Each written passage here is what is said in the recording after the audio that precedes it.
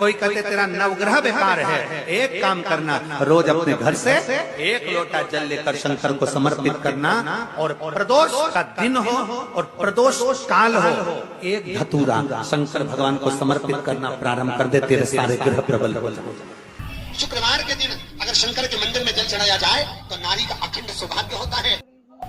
शुक्रवार की प्रदोष सुख और शांति देती है। पुष्प एक अगर देवाधिदेव महादेव को आपने चढ़ाना चालू कर दिया, समर्पित करना प्रारंभ कर दिया, तो आपको पीछे पलट कर देखने की जरूरत नहीं पड़ेगी, महादेव हाथ पकड़ ही लेता। लो, आप प्रदोष का व्रत नहीं कर सकते, आप अगर व्रत नहीं कर सकते तो प्रदोष के दिन, प्रदोष काल में शाम का समय सूर्यास्त का कुछ पल, कुछ घड़ी के पहले से लेकर बाद तक का प्रदोष काल के अंतर्गत आप शंकर जी के मंदिर में जाकर एक लोटा पानी, 5 बेलपत्र भी अगर समर्पित करते हैं तो संपूर्ण प्रदोष का फल आपके भाग्य में प्रबल हो जाए। प्रदोष पड़ती है वो इच्छा पूर्ति करती है। मान लो आप प्रदोष का व्रत नहीं कर सकते, आप अगर व्रत नहीं कर सकते तो प्रदोष के दिन, प्रदोष काल में शाम का समय सूर्यास्त का कुछ पल, कुछ घड़ी के पहले से लेकर बाद तक का प्रदोष काल के अंतर्गत आप शंकर जी के मंदिर में जाकर एक लोटा पानी, 5 बेलपत्र भी अगर समर्पित करते हैं तो संपूर्ण प्रदोष का फल आपके प्रबल हो जाए। 26 प्रदोष में से कोई भी प्रदोष का दिन हो और प्रदोष काल में आप अपने घर से जल और एक हाथ में घी का भरा हुआ दीप लेकर जिस दिन शंकर के मंदिर में जाते हो, शंकर को जल चढ़ाकर हाथ का स्पर्श जलाधारी पर कर कर शिव मंदिर में दीप प्रज्वलित कर देते हो, 26 प्रदोष का पुण्य फल उसी क्षण प्राप्त होगा। कल प्रदोष पड़ेगा, शुक्र का प्रदोष, शुक्रवार की प्रदोष सुख और शांति देती है। हमारे यहाँ कहते हैं शुक्रवार की अगर प्रदोष पड़ती है तो शिव नीलकंठ पर विराजमान होते हैं। हम आपको बहुत बहुत साधुवाद देते हैं और सभी श्रोता भाई बहनों को कि कल प्रदोष व्रत, शुक्र का प्रदोष, जो प्रदोष पढ़ते हैं पूरे महीनों में, पूरे वर्ष में शुक्र का प्रदोष निकाल कर रख लो कि शुक्र का प्रदोष इस दिन पड़ रहा है। आज भी नियम है, आज भी नीति नियम। जिसके घर में संपदा की कमी होती है, जिसके घर में कर्जा बढ़ जाता है, लक्ष्मी नहीं आती, बहुत टेंशन की जिंदगी जीता है मनुष्य, व्यापार चल नहीं रहा, बहुत तकलीफ का जीवन चल रहा होता है, तो आज भी नियम है महाराज, आज भी नियम।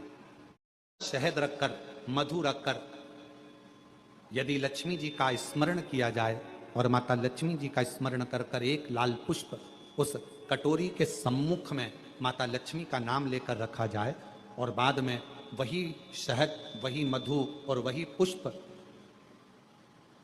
सोमवार का दिन और शुक्रवार के दिन लक्ष्मी का पूजन कर कर, स्मरण कर कर, दूसरे दिन शुक्रवार के दिन पूजन करें, शनिवार के दिन उस मधु का, उस पुष्प का विसर्जन करें, सोमवार के दिन पूजन करें लक्ष्मी जी का स्मरण कर कर, और मंगलवार के दिन अगर विसर्जन करें, 5 या 7 सोमवार या शुक्रवार को यदि आप मधु का भोग लक्ष्मी जी को लगाना प्रारंभ कर दें, शिव का नाम स्मरण कर कर, तो उसके घर में कभी संपदा की कमी नहीं होती, लक्ष्मी उस संपदा को बढ़ाती है। और हम तो यहां तक कहेंगे, प्रयास करो, अगर आपके घर में छोटा सा शिवलिंग विराजमान है, आपके घर में अगर छोटा सा शंकर जी का शिवलिंग है, छोटा सा शंकर भगवान का शिवलिंग है, या आपके घर में कुबेरेश्वर धाम का कंकर है, और आपके घर में यदि शंकर भगवान का शिवलिंग है, या सीहोर का रुद्राक्ष हो, या शंकर भगवान का शिवलिंग हो, या कंकर शंकर हो, तो निवेदन है जहां पर भी शिवलिंग आपके घर में विराजमान है, अगर छोटी सी कटोरी में एक बेलपत्र को आप नीचे रखिए, छोटी सी कटोरी उस बेलपत्र के ऊपर रखकर उसमें थोड़ा सा मधु, शहद शंकर भगवान की साक्षी में शिव जी के सामने अगर शुक्रवार की शुक्रवार रखना प्रारंभ कर दो, धीरे धीरे संपदा की वृद्धि अपने आप होना प्रारंभ होगा। मधु देवी भागवत का यह प्रसंग है, 6ठे स्कंद का 16वां और 17वां अध्याय देवी भागवत का वर्णन करता है।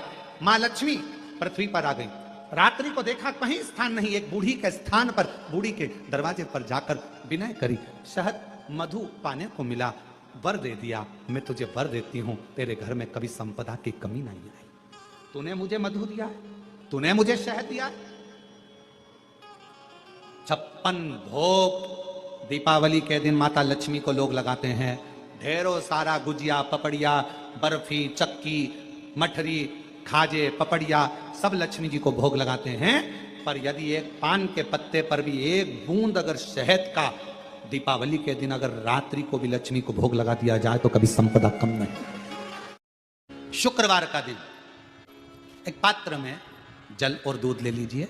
एक पात्र में देसी गाय का दूध, जल उसमें रखकर, और आपके यहाँ अगर लड्डू गोपाल हो, यदि आपके घर में ठाकुर जी हो, लड्डू गोपाल हो, विष्णु जी का कोई स्वरूप हो, श्री हरि का कोई स्वरूप हो, तो उस पर शुक्रवार के दिन आप संध्या के समय पर दुर्वा डालकर उस दुर्वा से अगर लक्ष्मी जी के नामों का 108 बार उच्चारण कर कर, घी का दिया लगाकर, कैसर के चावल साथ में रखकर केवल उस जल का और दूध का मात्र छींटा देते हो तो उसके घर में कभी लक्ष्मी की कमी नहीं आ सकती, संपदा बढ़ती चली जाती है। 108 बार लक्ष्मी के नाम का मात्र उच्चारण कर लेने पर, भगवान विष्णु के चरणारविंद पर, भगवान विष्णु के चरणों पर केवल उस दुर्वा का, जल का, दूध का सिंचन कर देने से भी लक्ष्मी की वृद्धि होती, लक्ष्मी देती। और शुक्रवार के दिन माता लक्ष्मी के लिए अग्नि में आहुति दीजिए। महाराज, शाम के समय पर सूर्यास्त के पहले शिव महापुराण की कथा कहती है, अग्नि पुराण कहती है, नर्मदा पुराण कहती है, लिंग पुराण कहती है कि बेलपत्री के वृक्ष के नीचे, नीचे तो नीचे वो भी जाने तो यहां तक वर्णन किया शिव महापुराण में तो कि बेलपत्री का जो फल होता है ना, बेल फल जो होता है, कहते हैं अगर किसी व्यक्ति के यहाँ लक्ष्मी की कमी होती है, संपदा की कमी होती है, जिसके यहाँ पैसा नहीं आता, धन नहीं आता, तो बेल का जो फल होता है, बेलपत्री का जो फल होता है, उस फल के गूदे को, बेलपत्री के फल का गुर्दा निकाल लो, सुखा लो, गाय के घी में उसको डुबो लो, और शुक्रवार के दिन माता लक्ष्मी के लिए अग्नि में आहुति दीजिए। महाराज, शाम के समय पर सूर्यास्त के पहले ये जो आहुतियां हम बेले के गुर्दे के फल की गाय के घी में डुबोकर माता लक्ष्मी और भगवान विष्णु के नाम से देते हैं, महाराज 2 या 3 शुक्रवार करोगे, लक्ष्मी की कभी कमी नहीं आती, संपदा बढ़ती है। एक प्रयोग और कर देखना, कभी अगर मौका मिले आपको तो प्रयोग कर देखिए।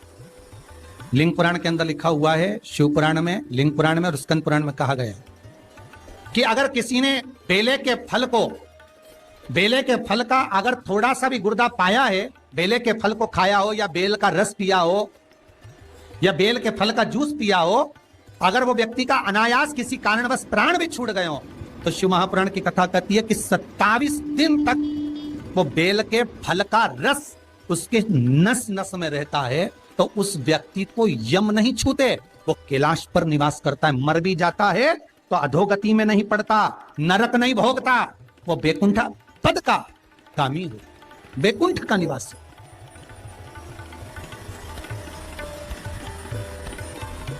बैकुंठ का निवासी।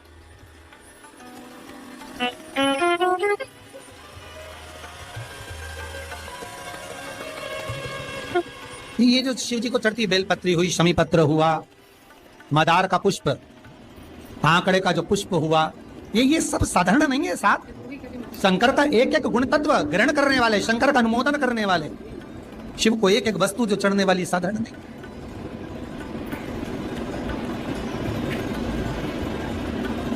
महाराज, हम तो आपसे निवेदन पहले भी करे, आज फिर करते। मान लो आपको ऐसा लगता है कि घर में बीमारियां ज्यादा घेर रही है, तो एक बेल का टुकड़ा, बेले का फल का एक टुकड़ा अपने ही घर में कहीं पर भी कटोरी में रख दीजिए, शिव का स्मरण सुख प्रदान करेगा। अगर थोड़ा बहुत रोग आ भी गया निकल जाएगा, पर बड़ी बीमारी में कोई फंस नहीं पाएगा, ज्यादा जनहानि नहीं होगी, तकलीफ नहीं भोग पाएगा। शिव को प्रिय। फिर वही स्कंद पुराण का संवाद आ गया। बेल पत्री के वृक्ष की जो जड़ होती है, उस जड़ के अंदर 33 कोटि देवताओं का निवास होता है।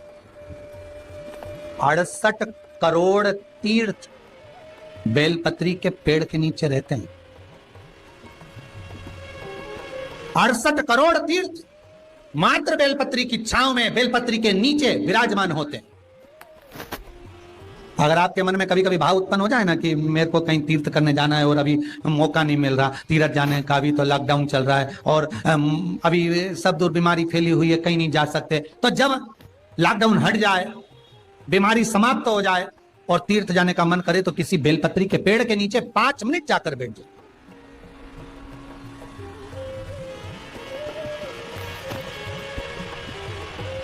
और जप लो, श्री शिवाय नमस्तुभ्यम। जितने बैठे हो टीवी के सामने प्रेम से बोलो, श्री शिवाय नमस्तुभ्यम। जितने टीवी के सामने बैठे और फिर से बोलो, श्री, साथ में बोलो, आगे आगे नहीं, श्री शिवाय नमस्तुभ्यम।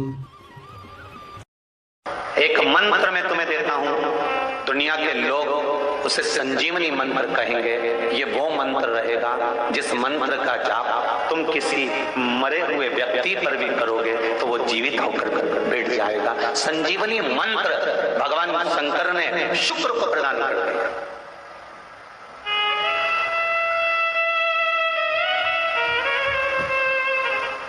संजीवनी मंत्र, और संजीवनी मंत्र जब भगवान शंकर ने शुक्र को दिया और शुक्र ने उस मंत्र का स्मरण करना प्रारंभ करा तो शुक्र के पास में तो आनंद की अनुभूति हो गई बिना मांगे। शंकर भगवान से शुक्र ने ये नहीं कहा कि मुझे ये मंत्र देना, पर शिव ने दे दिया। और शंकर कभी भी थोड़ा नहीं देता, देता है तो बहुत में देता है। शुक्र, मैंने तुम्हें संजीवनी मंत्र दिया है, इस मंत्र को रखना और मैं तुम्हें देव तुल्य बनाता हूं, तुम ग्रहों में पूजे जाओगे। और शुक्र को भी ग्रह बना दिया, कबीर को भी ग्रह बना दिया और पूज्य बना दिया। ध्यान दीजिएगा, महामृत्युंजय मंत्र का कब जाप करते हैं? कितने लोग करते हैं? जरा करते हैं? कभी कभी तो करते होंगे, रख लीजिए। महामृत्युंजय मंत्र का यदि आप जाप करते हो और आपको मालूम पड़ गया कि शरीर में मुझे ये रोग हो गया है, मुझे शुगर हो गया है, मुझे बीपी हो गया है, मेरा ब्लड प्रेशर ऊंचा नीचा रह रहा है, कोई भयंकर रोग, मेरे रिश्तेदार को कोई कैंसर जैसा रोग हो गया, किसी को कोई थायराइड हो गया, किसी को कोई किडनी और लीवर में सूजन हो गई, किसी को कहीं किडनी और लीवर में तकलीफ हो गई, तो शिव महापुराण की कथा कहती है, नवग्रह शिव महापुराण की कथा कहती है कि बेलपत्री के वृक्ष के नीचे महामृत्युंजय मंत्र का जाप जो शुक्रवार की शुक्रवार घी का दिया लगाकर करता है, उसके रोग बाबा देवादिदेव महादेव समाप्त करते चले जाते हैं। ये संजीवनी मंत्र शुक्रवार के दिन भगवान शंकर को शुक्र को दिया था, इसलिए उसकी प्रधानता। आप स्वयं भाग्यशाली हैं, आप स्वयं किस्मत वाले हैं।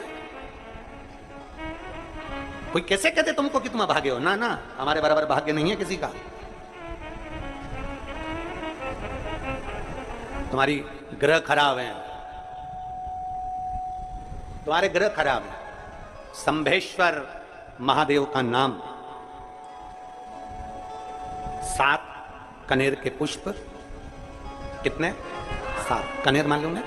ये रोड पर जो जाते हो डिवाइडर में बीच पीला पीला फूल लंबा, जो कि पशु पक्षी कोई नहीं खाता, जहरीला फूल माना जाता है। कनेर के 7 फूल, एक बेलपत्र।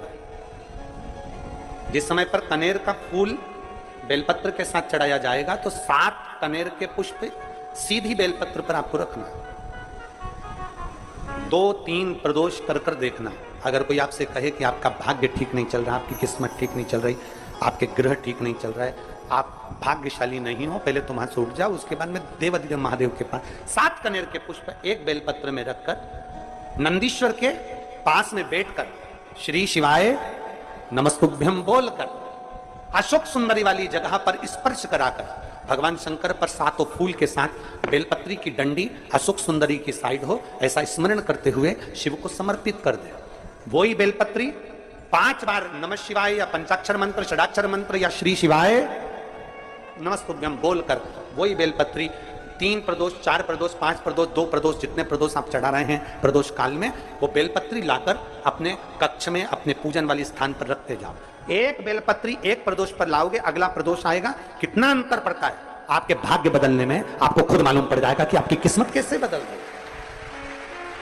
मेहनत आपको करना है, परिश्रम आपको करना है, लगन आपको लगाना है, और बेलपत्री और कनेर का पुष्प शिव को चढ़ाना। चालू करो प्रदोष चढ़ाना, चढ़ाओ उसमें शंकर का भजन। यहां नहीं चढ़ा सकते, अपने घर पर चढ़ाओ, अपने शिवालय में चढ़ाओ, अपने देवालय में चढ़ाओ, अपने नजदीक में जो शंकर मंदिर वहां चढ़ाओ। आराधना शिव की। कोई कह दे तुमसे कि ये ठीक नहीं, प्रथम आप ये जो कनेर के फूल चढ़ाओगे ना, इसमें श्रंभेश्वर महादेव का भाव होना चाहिए। श्रंभेश्वर महादेव, फिर से एक बार बोलो, कौन से महादेव? श्रंभेश्वर। और फिर एक निवेदन, मान लो कि डॉक्टर कह दे कि बच्चे की धड़कन नहीं आ रही है, श्वास नहीं आ रही है, या शरीर पूरा नहीं है गर्भस्थ बच्चे का, तो उस समय पर भी 7 पुष्प कोई से भी, 7 बेलपत्र अशोक सुंदरी वाली जगह पर एक एक कर बेलपत्र, एक बेलपत्र एक पुष्प अशोक सुंदरी वाली, एक बेलपत्र एक पुष्प अशोक सुंदरी वाली जगह पर चढ़ा दीजिए, और एक बेलपत्र उसमें से एक पुष्प लेकर अपने घर जाइए, और 15 दिन के बाद वापिस उस बच्चे की सोनोग्राफी जांच डॉक्टर के कहने से कराइए। बाबा उस बच्चे की धड़कन, श्वास और शरीर पूरा देगा। श्रंभेश्वर महादेव में, श्रंभेश्वर महादेव का जब नाम लिया जाता है तो 33 कोटि देवी देवताओं का एक साथ नाम उच्चारण हो जाता है। 33 कोटि देवता श्रंभेश्वर। बोल श्रंभेश्वर महादेव की जय। श्रंभेश्वर भगवान का स्मरण किया है। प्रदोष के दिन यदि पीला जो कनेर का जो फूल होता है, पीला भी होता है और एक श्वेत भी होता है, 2 कनेर होते हैं, दोनों में से कोई भी कनेर आज भी अगर प्रदोष के दिन बाबा की कहीं कावड़ लेकर जा रहे हो, या बाबा को कावड़ चढ़ा रहे हो, या 2 लोटा जल अपने नजदीक में चला रहे हो, तो कनेर का पुष्प आज भी चढ़ाया जाता है शिव जी को। क्यों चढ़ाते हैं? उसका कारण ये होता है कि हमारे पूर्व का जो जन्म है उसमें हमसे बहुत गलतियां हुई होगी। बाबा हो सकता है उसके कारण बस हमको आज दुख देखना पड़ रहा है, आज तकलीफ भोगना पड़ रही है, आज बीमारी, आज रोग हो जाता है, तो उस रोग से मुक्ति एक दिल से जो मांगो, हमारे पूर्व का कोई कर्म होगा तो बाबा उसको समाप्त करे, हमारे पूर्व का किया हुआ बेकार कर्म समाप्त करे और हमको अच्छा करे, हमारे मन के मनोरथ पूर्ण करे, ऐसी कृपा करे बाबा। शिव के मंदिर में कभी मौका लग जाए, आपके घर में हो कनेर, आपके आसपास में कहीं लगा हो, तो वहां से लेकर शिव का श्रृंगार, शंकर का श्रृंगार भी कनेर से कर सकते हो। शंकर का बच्चा हो, बूढ़ा हो, जवान हो, वृद्ध हो, बीमार हो, दुखी हो, तकलीफ हो, कष्ट हो, सुखी हो, कैसा भी हो, अगर कोई शिवलिंग का निर्माण कर लेता है, उसको बार बार जन्म नहीं लेना पड़ता। मृत्यु में बार बार जन्म, बार बार मृत्यु से छूट जाता। जन्म और मृत्यु के प्रपंच से छूट गया। उसका दिन हो और प्रदोष काल में आप अपने घर से जल और एक हाथ में घी का भरा हुआ दीप लेकर जिस दिन शंकर के मंदिर में जाते हो, शंकर को जल चढ़ाकर हाथ का स्पर्श जलाधारी पर कर कर शिव मंदिर में दीप प्रज्वलित कर देते हो, 26 प्रदोष का पुण्य फल उसी क्षण प्राप्त हो जाता है। 26 प्रदोष का फल एक ही दिन में, एक ही क्षण में प्राप्त हो जाता है। 26 प्रदोष